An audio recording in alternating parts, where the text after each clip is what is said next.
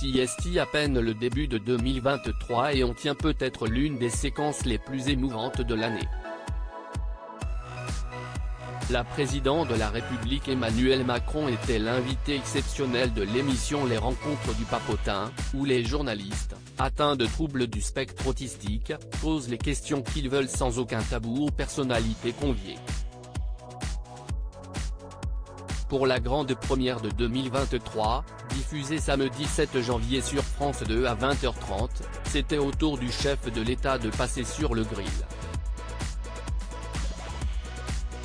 Et le moins que l'on puisse dire, CST qu'Emmanuel Macron a pu se confier sur de nombreux sujets. Car comme le laisse deviner la maxime de l'émission, au Papotin, on peut tout dire, on ne s'interdit rien lors de ces rencontres. Le président de la République a ainsi été questionné sur son rapport à la famille. Un interlocuteur commence par lui demander « Est-ce que Manette ment ?» Étonné, le mari de Brigitte Macron répond « Comment tu la connais ?» Le jeune homme qui pose la question explique alors « CST ta grand-mère ». Le chef de l'État se contente alors de répondre oui, laissant un long silence alors que les larmes semblent lui monter aux yeux. Elle s'est beaucoup occupée de moi, le jeune homme raconte alors qu'il a lui aussi connu une disparition, celle de son arrière-grand-père, et repose sa question initiale. Oui, elle me manque, parce qu'elle s'est beaucoup occupée de moi.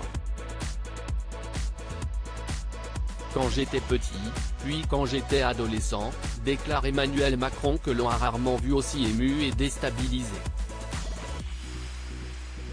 C'était un amour désintéressé. Ça veut dire qu'elle m'a donné de son amour et de son temps, et je pense qu'elle n'a jamais rien attendu en retour, conclut-il à ce sujet. Outre ce passage émouvant, Emmanuel Macron a été questionné sur de nombreux thèmes. Il a ainsi dû répondre à des questions sur sa relation et son mariage avec Brigitte Macron, sur l'argent qu'il gagne en exerçant sa fonction de président de la République, son rapport avec Vladimir Poutine, ses amis dans le monde de la politique ou encore les critiques qui le visent au quotidien, lors d'une interview qui aura véritablement été sans aucun fil.